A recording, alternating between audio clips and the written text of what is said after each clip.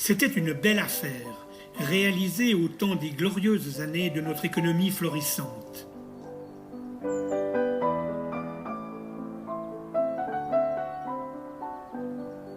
Un hôtel de plusieurs étages, sans ascenseur, mais avec une vue imprenable, installant ses hôtes dans un calme rare, sans vis-à-vis possible, puisqu'il surplombait la vallée, et sans bruit, en raison du voisinage dispersé à cette hauteur.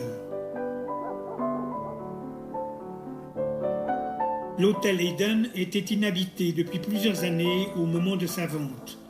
De ce fait, des travaux de rénovation étaient à prévoir, mais rien n'était urgent. Un toit, dont la charpente paraissait impeccable, la couverture entretenue, des façades sans lézardes et des caves saines, tout inspirait confiance. Cette aubaine valaisanne, cédée pour une miche de seigle, n'attira personne, bien que l'objet fût situé excellemment à la frontière de la Suisse et de la France. Ce fut d'abord un lieu de passage, propice à une halte, un abri choisi pendant la guerre de 39-45. C'était le rêve d'une hôtellerie de montagne, devenue réalité à l'époque et destinée à revivre 50 années plus tard à cette altitude bénéfique pour la santé des citadins.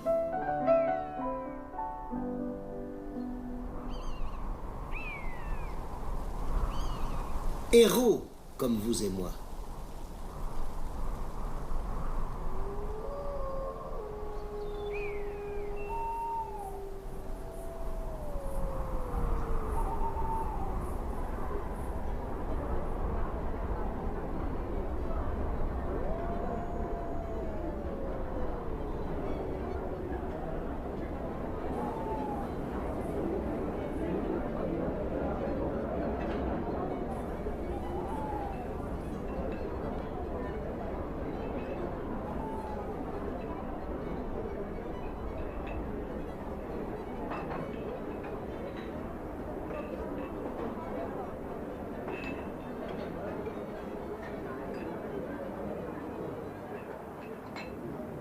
Cette affaire en or est dans la poche.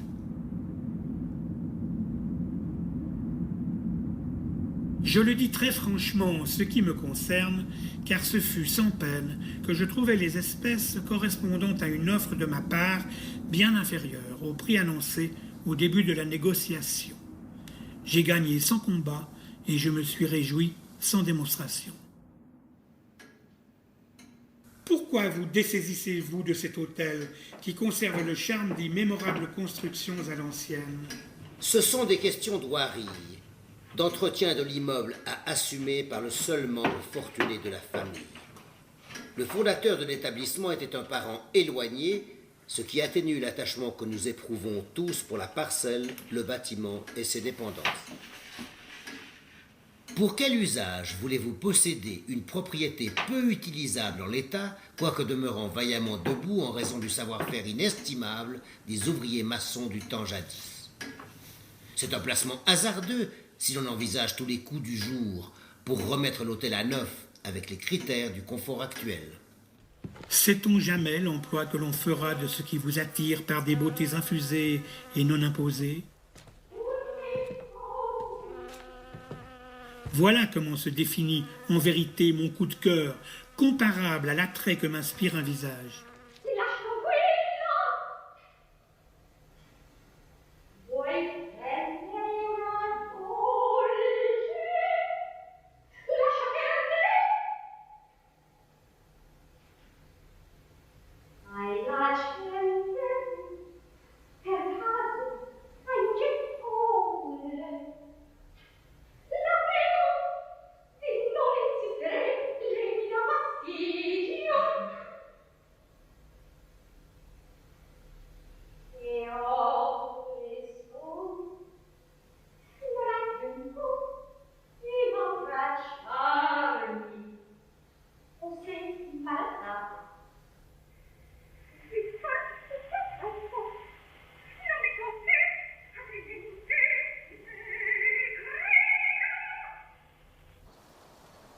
Pour moi qui fais profession d'antiquaire, j'envisage dans l'intervalle de la rénovation progressive du rez-de-chaussée et des étages, d'entreposer dans ces vastes caves les acquisitions nombreuses et diverses qui sont actuellement disséminées dans des locaux que je loue ou qui me sont prêtés temporairement par mes clients.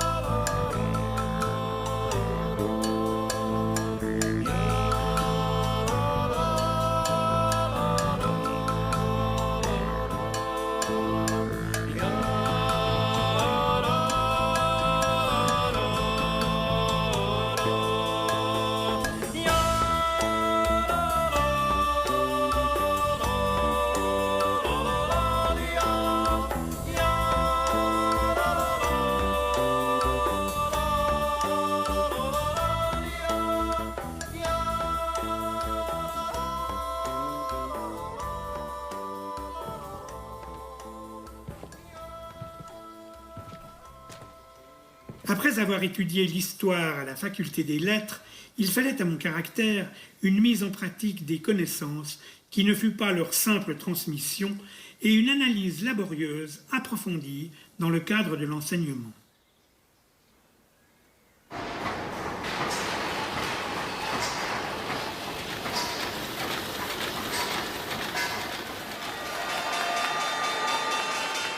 Devenir numismate m'aurait intéressé par mon goût pour palper de la monnaie, l'instinct des sous, dit-on, comme on vante la bosse des maths.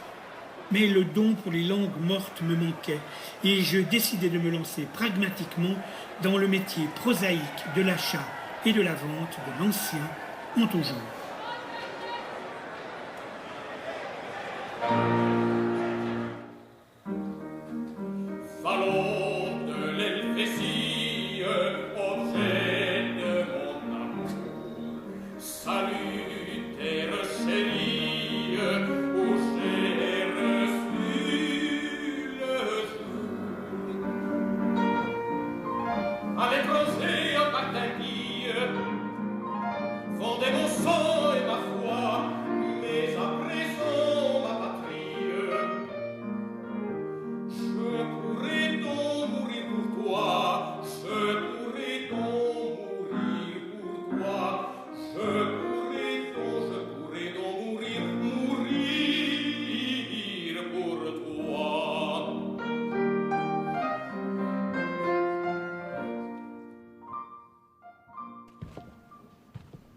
Je voyais un chapeau ou une fourchette, j'étais enclin aussitôt à me procurer des ouvrages sur le sujet afin d'obtenir les connaissances me permettant d'apprécier plus intensément ce que je voyais et d'évaluer principalement les prix du marché pouvant être imaginés en l'absence de commerce usuel, c'est-à-dire tout ce qui est très haut ainsi que tout ce qui est très bas.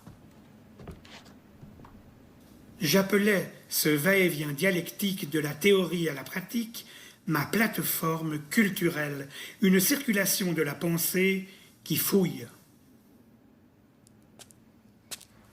Il advint peu à peu, à force de chiner ici et là, que je ne parvins plus à circonscrire mes curiosités.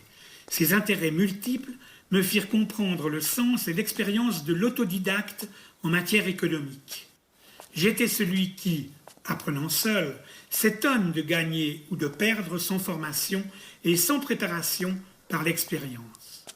De là s'explique sans doute mon indifférence secourable à mon propre sort. C'est à ce manque d'apprentissage que j'attribuais mon éclectisme et je finis par me considérer moi-même comme un brocanteur.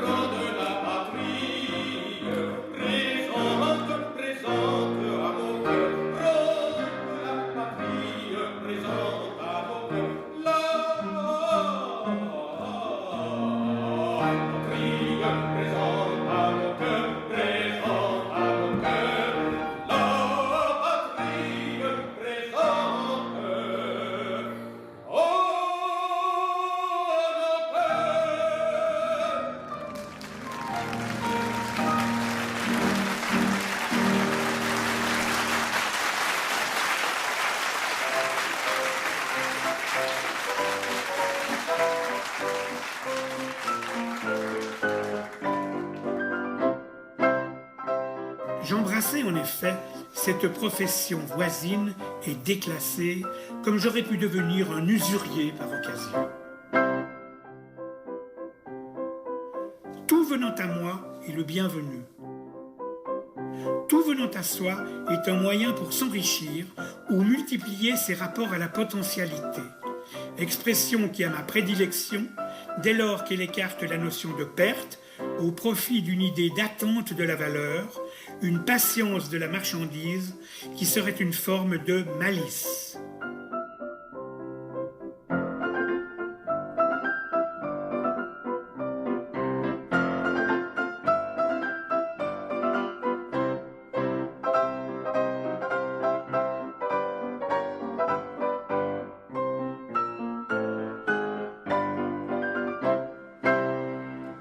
Il y a aussi des objets que je nomme les inaperçus. Ceux-ci ne pourront jamais avoir d'intérêt pour quiconque. Ces objets sont supposés détenir une valeur intrinsèque sous prétexte d'une prétendue égalité naturelle entre les choses comme entre les individus qui passent pour être plus importants qu'ils ne le sont en raison de leur surestimation d'eux-mêmes. Je conserve les inaperçus parce qu'en tant qu'inanimés, ils n'ont pas la même arrogante ambition. Leur stagnation est une leçon d'endurance. C'est cependant l'aspect purement psychologique qui a retenu mon attention avec une acuité bien plus puissante que les aléas mouvementés de la carrière du commerçant. Vous convoitez quelque chose, vous l'obtenez. Prenons un exemple courant. Un livre dont on a fait l'éloge. Vous l'achetez, vous ne le lisez pas, ou vous commencez et vous abandonnez aussitôt. Vous estimez alors que l'intention à vouloir l'obtenir et sa réalisation par le simple achat ont accru un désir dont l'intensité est très supérieure à l'illusion de l'engouement dont le livre fut le prétexte. Basta così? Taxi! Prego, signore, mi aiuti!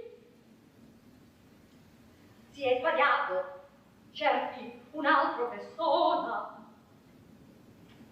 Mi piacciono gli sportivi, però alla televisione. Salve!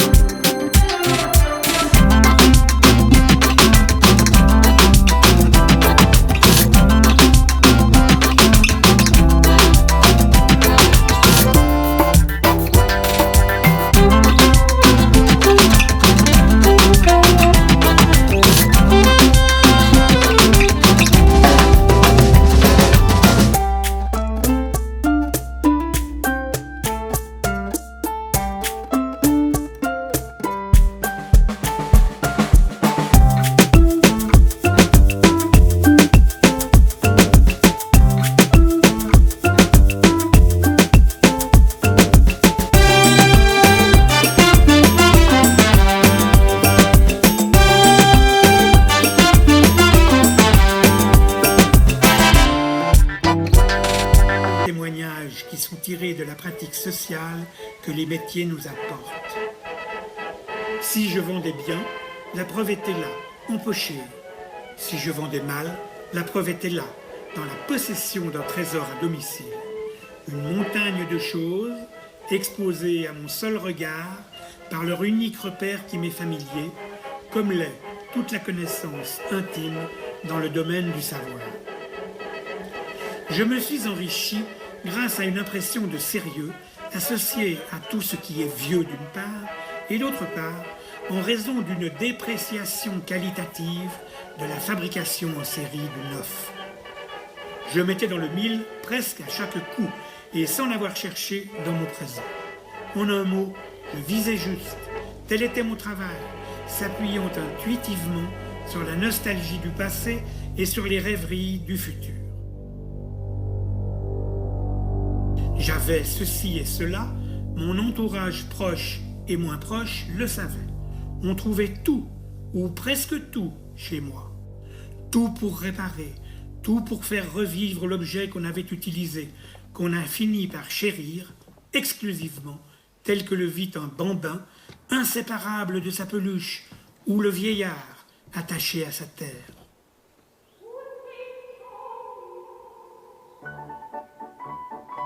Si la mode du vieux passait, le vieux réapparaîtrait, lui, car c'est la mode qui passe. L'espoir que les choses acquièrent un prix dans le futur ne passe pas, bien que les choses elles-mêmes disparaissent. Je mettais dans le mille, indépendamment de ma conjecture.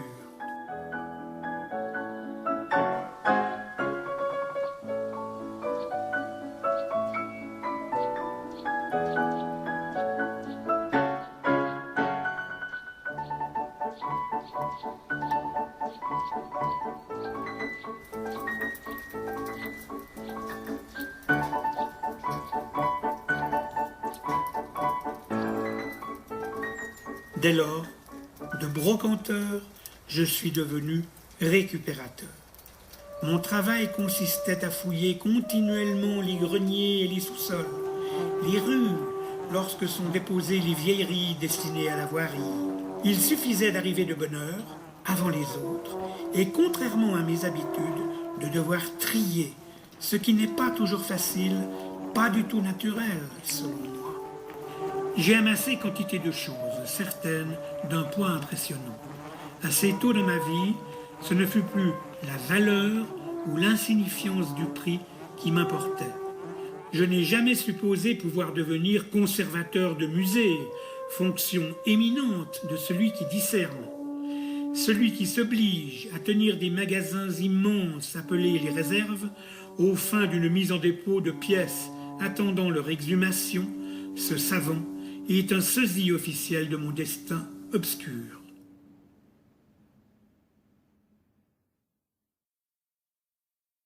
Le mot est lâché. J'ai pris goût à tout collectionner, de l'écrou à la perruque pour poupée filiforme. C'est en classant malgré moi, par ce tri inévitable que de la peau du récupérateur, je me suis élevé à l'esprit obsessionnel du collectionneur.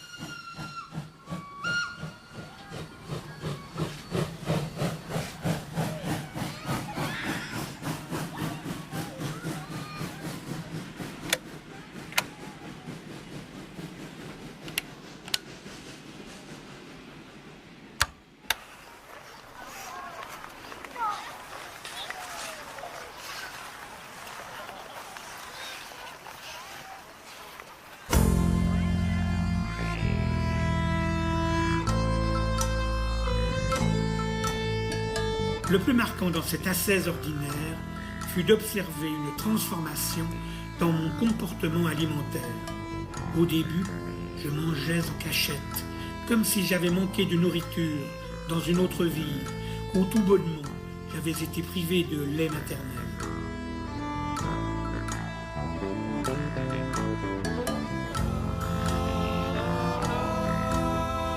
Il fallait maintenant que je me goinfre, que je me saoule, que je me rattrape de je ne sais quel événement par un besoin d'accumulation.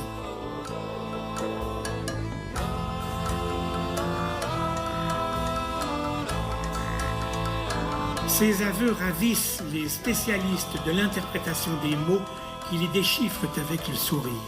Moi, je ne parviens pas à combler les fossés de mon orientation par des explications dont l'évidence m'inquiète plus que ne me troublent les effets de ma situation. Vous me suivez sans excès de commentaires.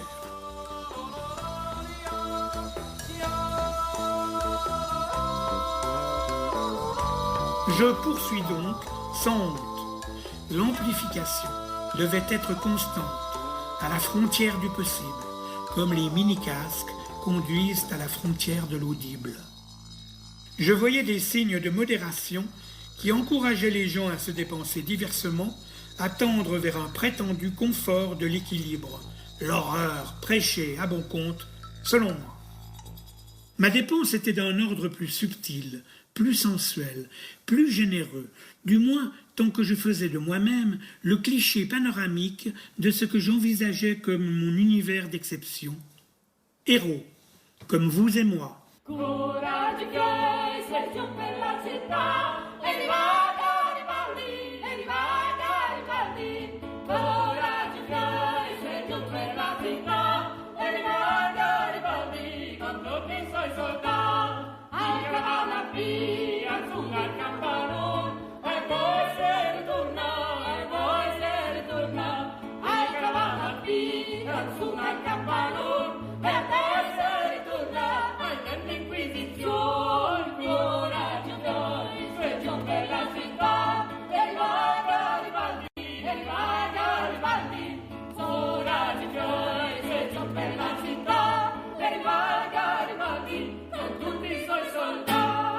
C'est ainsi que l'hôtel Eden devint peu à peu l'habitat de mes passions et de mes regrets, dû à ce qui me manquait par ma dispersion continuelle, en dépit de mes talents de fouine. J'ai fait de cet établissement un temple de l'art du rangement singulier, de l'art des expositions permanentes, une encyclopédie des besoins de ce temps. L'hôtel Eden est un palace muet, des habitudes de vivre propres à chacun de nous. Un musée de la mort qui nous a fait vivre, le contraire de ces musées vivants qui projettent un passé anobli à notre convenance. Je savais que ces passions étaient passagères. Cette connaissance me faisait survivre dans une forme d'éternité. Nul n'est appelé à demeurer dans cet hôtel. Et pourtant, chacun de vous est convié à le posséder comme s'il se sentait à la maison. La porte principale est cassée, ce n'est pourtant pas un moulin. « Entrez, s'il vous plaît !» a cru entendre le vendeur de l'hôtel Eden, qui tenait à me revoir dans des espaces restaurés. Ce paradis, redécouvert par lui, est plus perdu encore qu'autrefois, lorsqu'il était avec sa famille le propriétaire des lieux. Sans paillasson sur lequel est gravé le mot de « bienvenue », sali par des chaussures, c'était bien ma voix qui l'invitait, sous terre, à pénétrer chez nous. Un jour, on m'a découvert couché sur le dos, immobile dans la neige. Mort depuis plusieurs jours, ont dit les ambulanciers. Un avis confirmé par les médecins qui m'ont examiné attentivement avant de me faire déposer dans une chambre froide, en attendant que quelqu'un vienne me reconnaître. Je ne suis pas resté longtemps au frais. Puisque personne n'est venu à ma rencontre après le passage de mon vendeur, soucieux du devenir de ce qui fut son bien, je suis retourné, dans un costume d'ange, à l'hôtel Eden. Je m'occupe, personnellement, de la réception des nouveaux curieux qui me ressemblent tellement lorsque je les accueille.